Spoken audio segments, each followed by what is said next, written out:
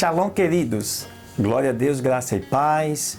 Estamos mais uma semana nesse projeto em Conhecendo os Livros da Bíblia, nesta que é a 40ª semana, exatamente dia 2 de março de 2020.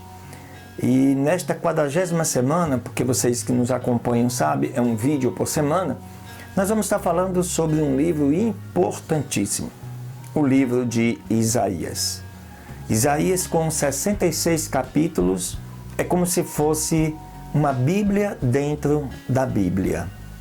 Isaías foi um profeta do século 8, do século 8º a.C.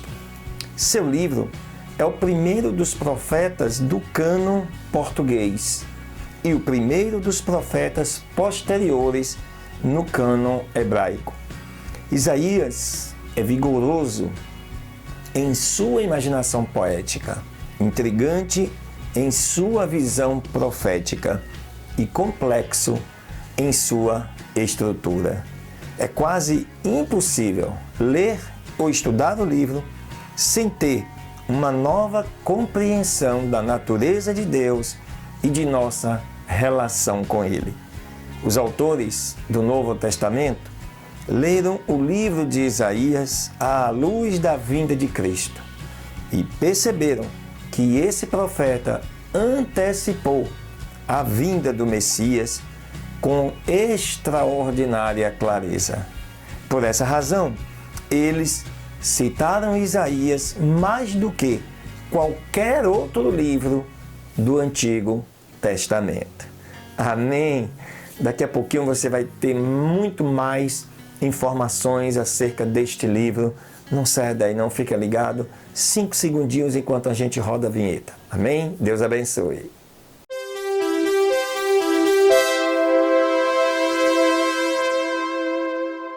Muito bem, estamos de volta para contribuir com vocês acerca do conhecimento do livro de Isaías. Um livro com 66 capítulos que por estudiosos, teólogos, veem neste livro uma Bíblia dentro da Bíblia, em função de tudo aquilo que nós falamos introdutoriamente. Quanto à questão da autoria, o livro se apresenta como obra de um único homem, Isaías, filho de Amós. O sobrescrito do livro registra que sua atividade profética compreendeu os reinados de 4 reis de Judá. Uzias, do ano 783 a 742 a.C. O chamado de Isaías é datado do último ano do rei, conforme a gente pode verificar isso lá em Isaías capítulo 6, versículo 1. O outro rei é Jotão, 742 depois de Uzias, a 735 a.C., depois Acás, de 735 a 716, também a.C., e por último Ezequias, que reinou de 716 a 686 a.C. Não se conhece muito a respeito de Isaías fora da sua profecia. A autoria de Isaías, do livro completo, tem sido contestada com veemência no período moderno. Muitos estudiosos, por exemplo, têm argumentado que o Isaías histórico não poderia ter escrito, por exemplo, os capítulos de 40 a 66. Para aqueles que acreditam que Deus conhece o futuro e pode revelá-lo aos seus servos, não é problemático que Deus, por meio de Isaías, predissesse o surgimento da Babilônia, sua vitória contra Judá, o exílio e o retorno. Então, alguns estudiosos terminam por entender que nesses capítulos há revelação demais do futuro para um único profeta. Nós cremos que sim, é totalmente de autoria de Isaías. Quanto ao contexto histórico, Isaías, por exemplo, capítulo 6, versículo 1, registra que ele recebeu seu chamado profético no último ano do reinado de Uzias sobre Judá. O reinado de Uzias foi um tempo particularmente próspero na história de Judá.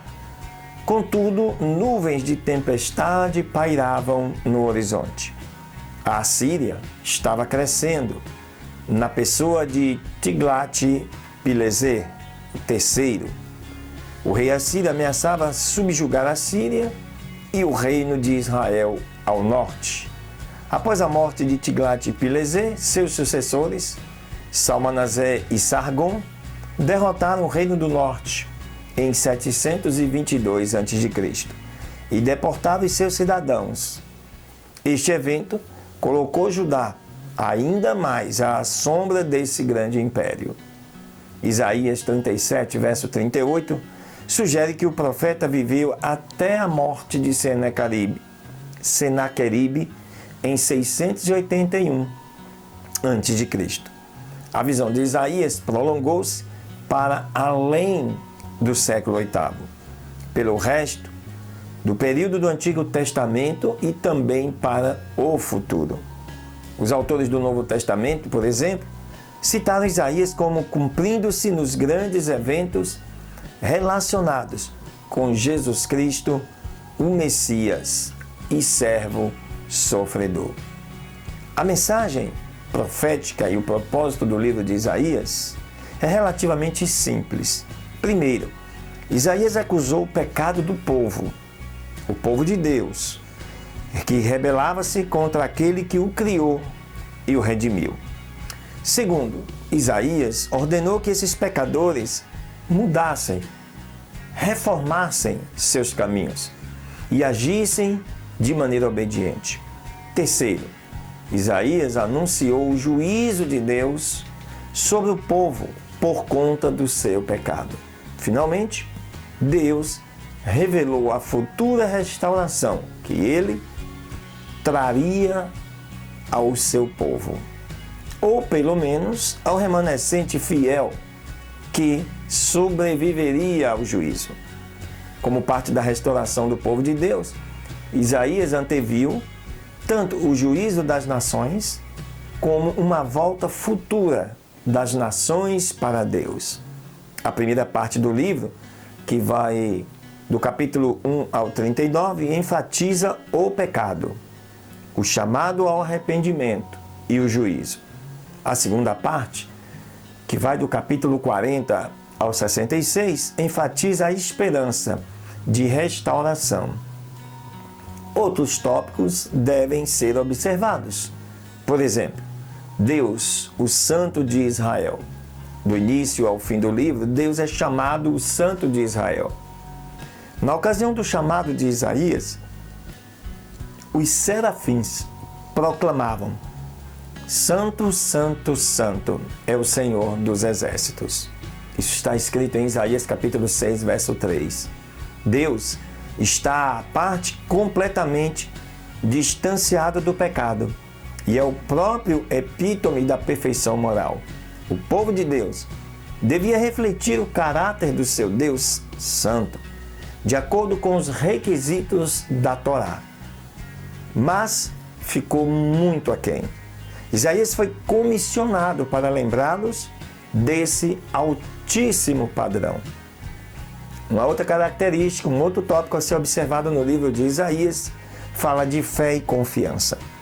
Isaías convocou o povo à confiança em Deus e, diante da recusa do povo, censurou-o por isso. Eles deveriam temer a Deus e não aos outros seres humanos. Muito frequentemente, os israelitas abandonaram seu Deus e depositavam confiança em uma nação poderosa ou em falsos deuses. Deus versus ídolos. Isso é um tópico muito forte no livro de Isaías.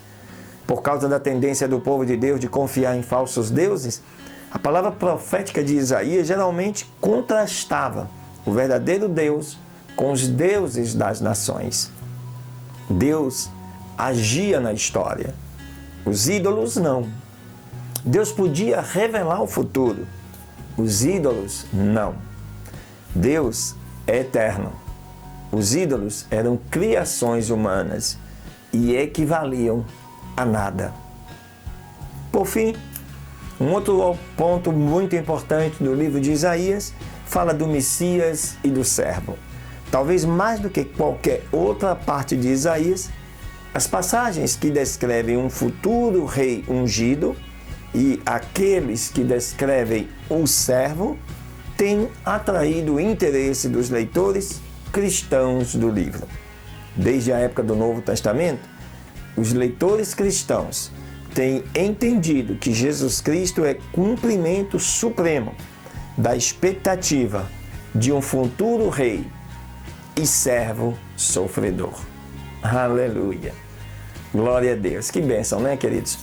Eu te convido a você, aí em nosso canal, procurar na playlist o livro de Isaías, capítulo por capítulo. Estão aí todos os 66 capítulos gravados, para você poder acompanhar esta leitura simples com explicações que vão te levar a compreender melhor o sentido e o significado deste livro para a nossa vida cristã. Um beijo no seu coração, Deus te abençoe, um forte abraço. Até semana que vem.